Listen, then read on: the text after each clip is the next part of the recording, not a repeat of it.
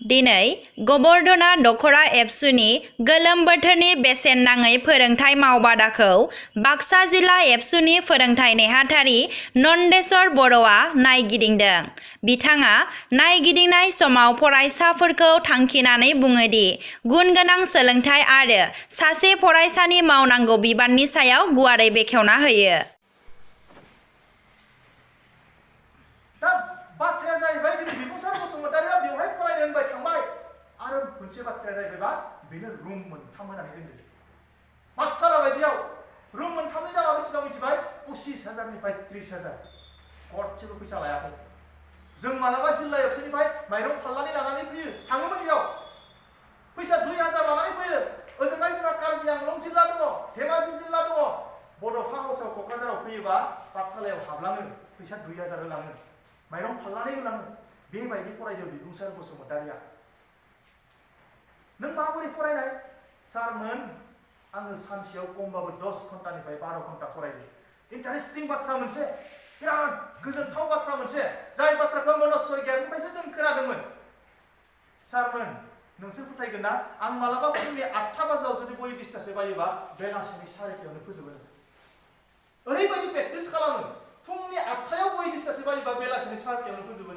4टानि बेलासिनि 4टा बाजियाव बहि दिस्तासो बायोबा मालाबा हरनि 2टा 12टा गाहामावनो फोजोबो।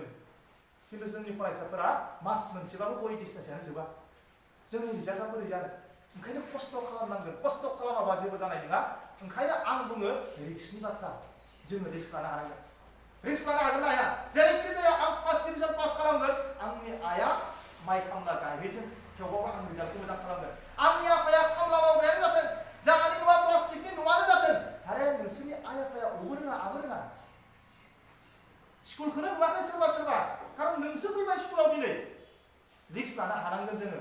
दिनै आंनि न'आ प्लास्टिकनियानो जा, आफाया हाजिरा खामला मावग्रायानो जा, आफायानो गैया आइयानो गैया सोरनियाबा, थेवबाबो दिनै आंसो स्कुल नुबाय, आंसो मिथिगौ फरायाबादि मा जागोन दिनै। दा बेखिनिखौ रिस्कखौ जोंनि फरायसाफोरा गावसोरनो लानो हानांगोन। हानांगोन गावनो। खारन नोंनि जिउआ नोंनि थाखायल' नङा, जोंनि जिउआबो जोंनि थाखायल' नङा। नों सानगोन नामा आं बसुमतारि दैमारि, आं फेल जायो पास जायो आंनि बाथ्रा, मोजां जायो गाज्रि जायो आंनि बाथ्रा।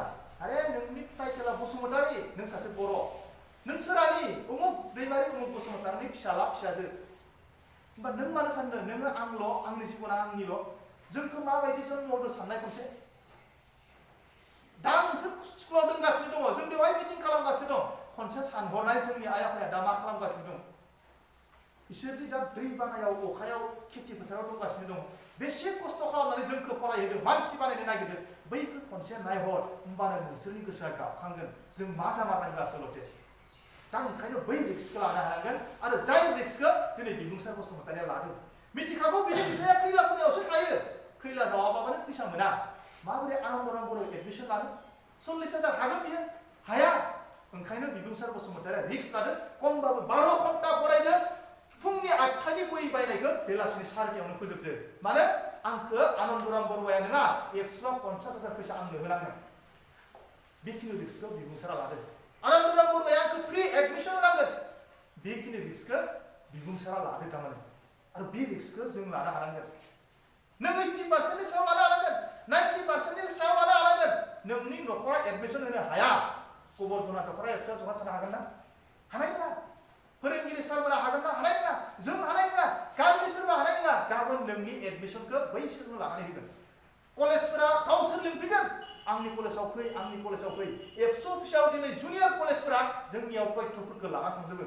सोरबा गोरिब न'खरनि दङ नामा? 80% मोननाय, 90% मोननाय, फ्रि एडमिसन होगोन, लानानै फै। खिन्थु पार्सेन्टआ मोजां नङाबा बे सुबिदाखौबो मोनला दानिया। मोजां जाथारनांगोन। दा ओंखायनो बेखिनि रिस्कखौ जोङो लानो हानांगोन फरायसाफोरा।